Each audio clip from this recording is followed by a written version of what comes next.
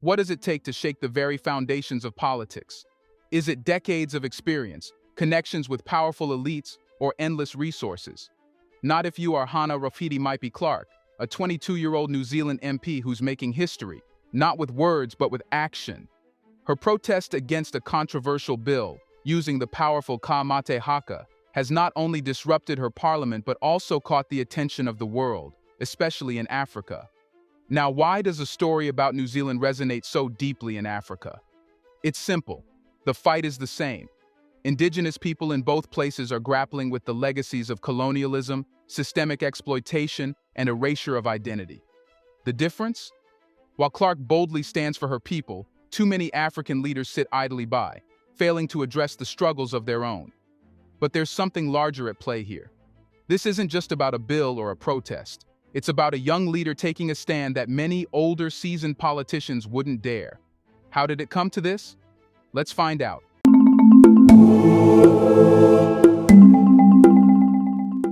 Let's rewind a little to understand what led to this protest that has taken the internet by storm. The year is 1840. The British Empire, at the height of its colonial expansion, is eager to solidify its foothold in New Zealand. British settlers are arriving in droves, and tension is simmering between them and the Maori, the indigenous people who have lived on the islands for centuries. The Maori are deeply connected to their land, physically, spiritually, and culturally. To them, land isn't just a commodity, it's an extension of their ancestors, a sacred inheritance that binds past, present, and future. The British Crown, aware that open conflict could jeopardize its ambitions, proposed the Treaty of Waitangi. It's pitched as a win-win. Maori chiefs would retain ownership of their land and gain the Crown's protection, while the British would be allowed to settle and govern. In theory, the treaty would establish a partnership based on mutual respect and shared sovereignty. But here's the catch. There were two versions of the treaty, one in English and one in Maori. The English version granted the British Crown sovereignty over New Zealand, effectively making it the supreme authority. The Maori version, however, used the term Tino Rangatiratanga, which is closer to absolute chieftainship or autonomy. To the Maori chiefs who signed the treaty, this implied they would retain control over their lands, resources, and people while allying with the British. The result? A catastrophic misunderstanding, or more accurately, a calculated deception. The Maori believed they were forging a partnership. The British treated it as a transfer of power. Almost immediately, the Crown began to exploit the ambiguity. In the decades that followed, the promises of the treaty unraveled. British settlers, hungry for land, pushed the Crown to confiscate Maori territories. Wars broke out as Maori tribes resisted, but they were no match for British military might. By the late 19th century, laws like the New Zealand Settlements Act of 1863 legalized the seizure of rebel lands, stripping Maori of millions of acres. Entire communities were uprooted, and traditional ways of life were destroyed. The cultural impact was equally devastating. Maori language and customs were suppressed as the government pursued a policy of assimilation. Schools punished children for speaking their native tongue, and Maori spirituality was dismissed as primitive. What was once a thriving, self-sustaining culture became marginalized and disenfranchised. By the end of the 19th century, Maori landholdings had plummeted to less than 10% of their original extent. Generations grew up disconnected from their heritage, forced to adapt to a society that treated them as second-class citizens. Efforts to reclaim what was lost began in earnest in the 20th century, but progress has been slow and fraught with challenges. Now, fast forward to today. The proposed bill that Hana Rawhiti Maipi Clark protested sought to weaken protections for Maori land, making it easier for developers and corporations to exploit those territories. For the Maori, this wasn't just another piece of legislation. It was a continuation of the colonial pattern of erasure and exploitation that had begun nearly 2 centuries ago. This is why Clark's protest struck such a powerful chord. She wasn't just opposing a bill, she was standing against an entire system built on broken promises. Her actions reminded everyone, politicians, activists, and citizens alike, that the Treaty of Waitangi is not just a historical artifact. It's a living document whose promises, though repeatedly violated, still hold the potential for justice and reconciliation. But to truly understand the weight of her protest, we need to look beyond the treaty itself and explore how its betrayals echo in the lives of Maori people today. It's not just history, it's the present, and it's urgent. But why did Hana Clark use the haka to protest? Here's a reminder to please like and share the video and subscribe to our channel to watch more videos on Black culture, history, civilization, and identity. Let's continue now. The Ka Mate Haka isn't just a dance. It's a story, a declaration, and a weapon all rolled into one. Its origins trace back to Te Rauparaha, a legendary Maori chief who narrowly escaped his enemies by seeking refuge in a subterranean kumara, or sweet potato pit. Upon emerging unscathed, he composed the Ka Mate Haka as a celebration of survival and triumph over death. Its iconic chant translates to, "It is death, it is death, it is life, it is life," a proclamation of resilience and victory against insurmountable odds. For the Maori, the haka holds a significance that goes far beyond its dramatic movements or stirring chants. It is a deeply spiritual expression of identity, pride, and resistance. Traditionally, it was performed before battles, where warriors would use rhythmic stomping, chanting, and gestures to summon strength, intimidate their enemies, and affirm their unity. But the haka is also woven into Maori cultural life, performed at funerals to honor the departed, at weddings to celebrate the union, and at protests to assert justice and survival.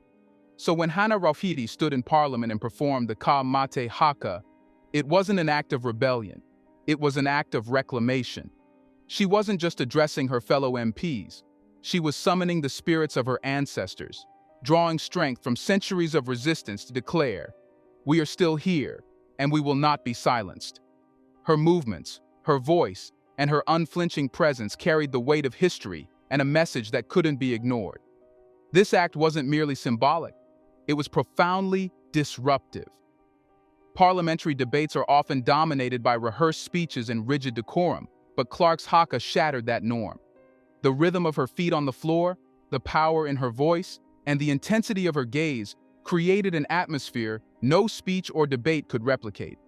It was impossible to look away. Her protest halted parliamentary proceedings, delayed the vote, and thrust the Maori struggle back into the national conversation in a way that demanded attention. Opposed.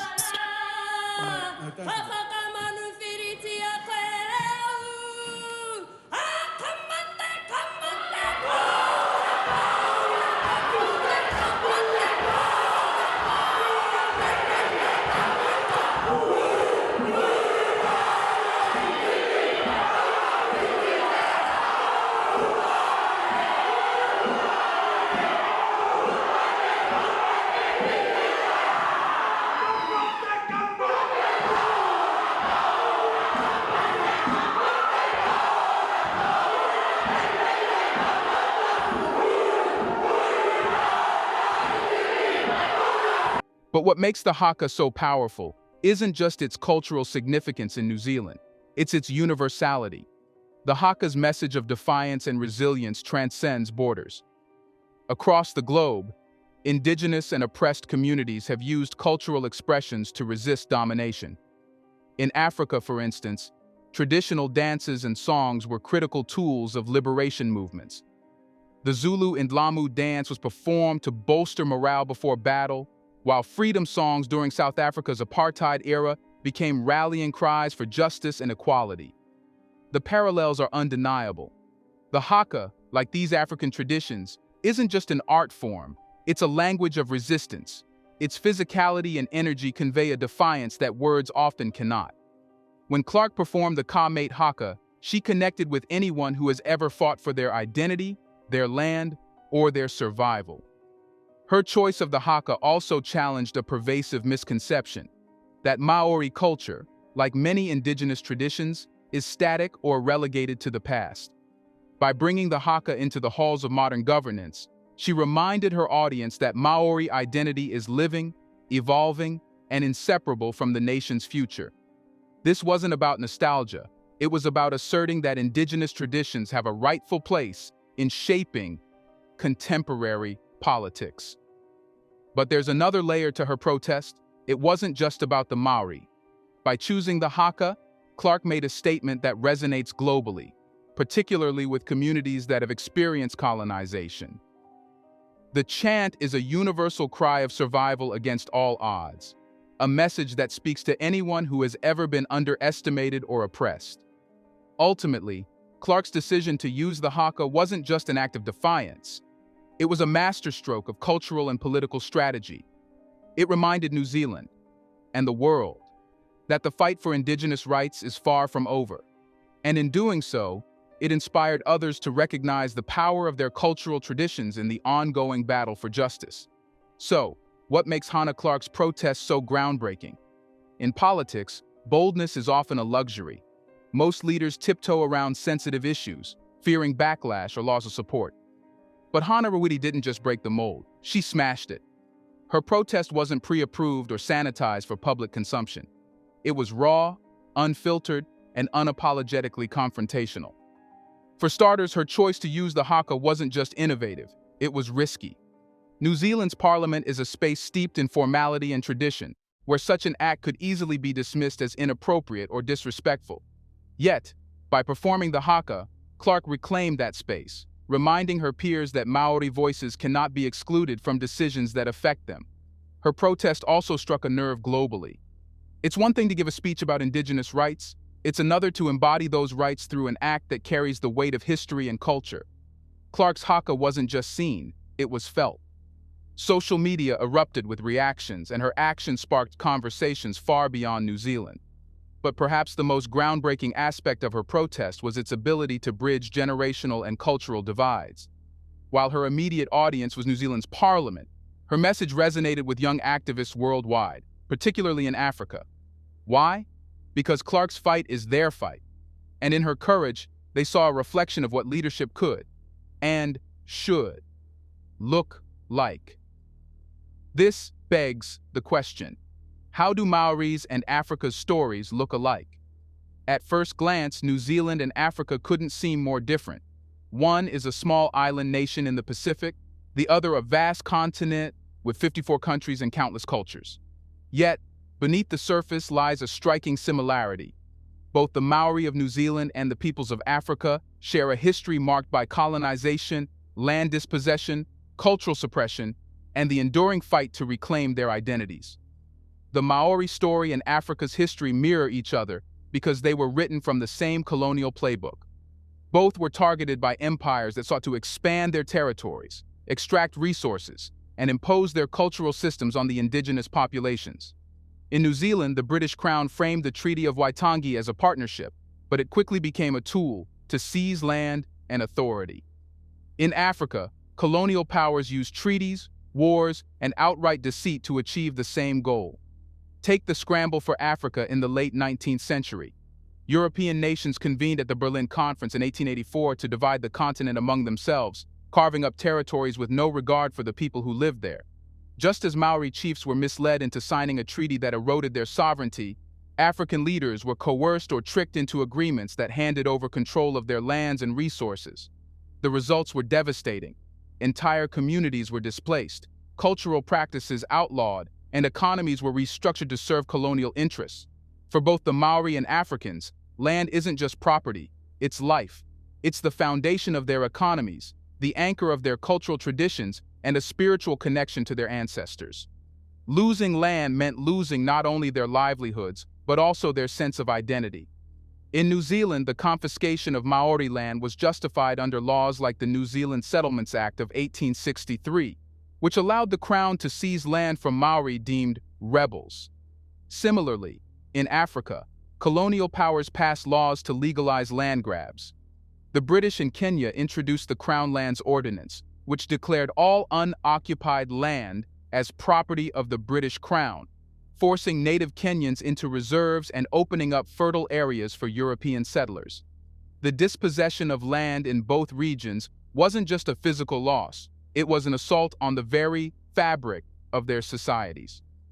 For the Maori, the loss of land disrupted communal living and their connection to Wenua the earth. For Africans, It dismantled traditional systems of governance and led to economic disenfranchisement that persists today. Another parallel lies in the suppression of indigenous cultures. Both the Maori and African peoples endured deliberate efforts to erase their identities. In New Zealand, Maori children were punished for speaking their language in schools, and Maori spiritual practices were dismissed as pagan. Similarly, in Africa, colonial powers sought to replace native languages, religions, and customs with European equivalents.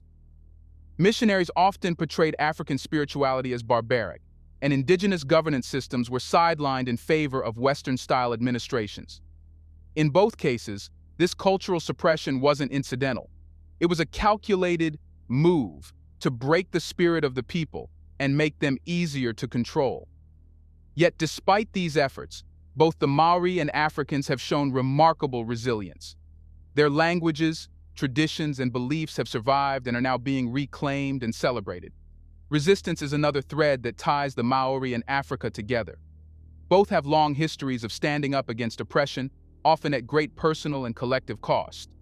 For the Maori, resistance began almost immediately after the Treaty of Waitangi was signed. Leaders like Te Kuri and Wiremu Tamihana led uprisings against land confiscations and fought to preserve Maori autonomy. Similarly, Africa's resistance movements have taken many forms, from armed struggles like the Mau Mau Rebellion in Kenya to nonviolent movements led by figures like Nelson Mandela. What's striking is how both groups use their cultural traditions as tools of resistance. The Maori Haka, with its powerful symbolism and physicality, became a way to assert identity and defy oppression. In Africa, traditional dances, songs, and rituals were used to unite communities and galvanize support for liberation movements.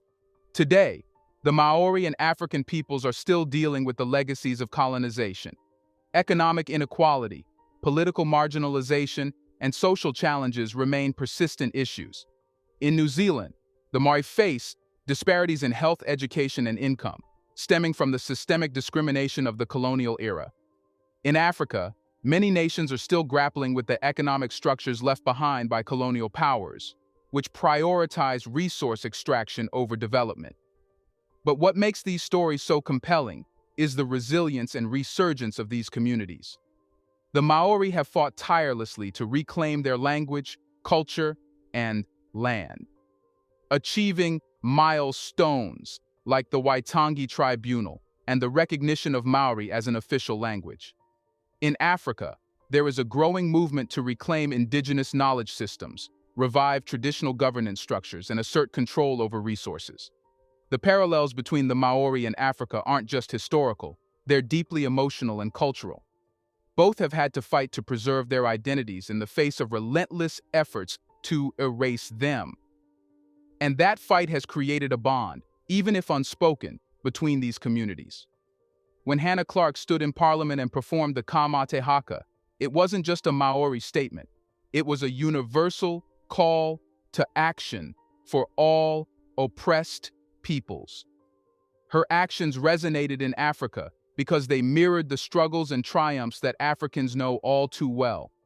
It's a reminder that the fight for justice and identity is not confined to one place or one person.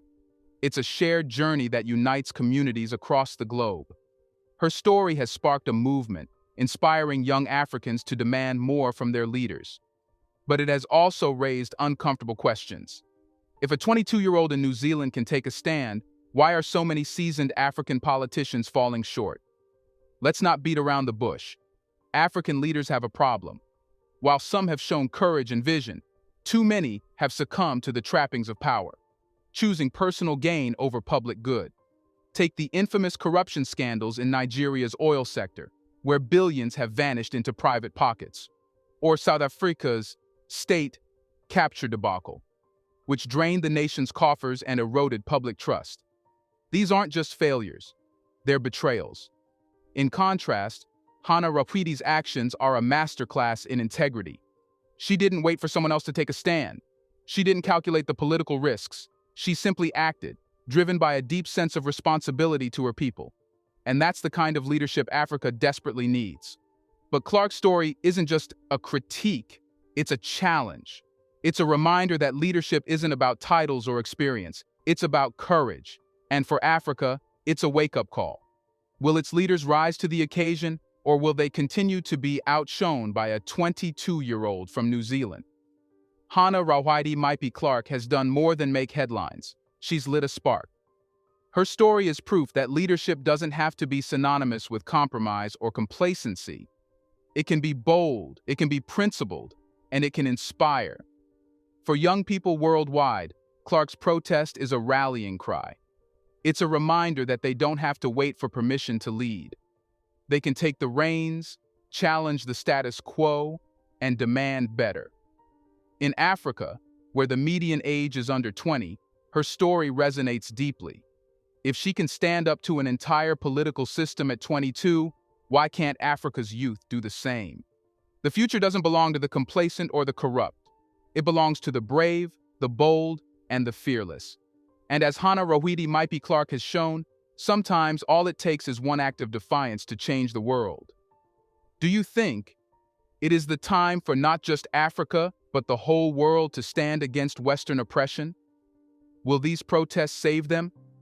Let us know in the comment section. Why is the years of colonialization still not ending? Is it our fault? Do you want to watch more videos like this one? If so, subscribe to our channel and press the bell icon next to it. We have decided to bring videos on something nobody talks about: the Black culture, civilization, history, and evidence about how glorious Blacks have been. Thanks for watching, and until the next video, stay tuned.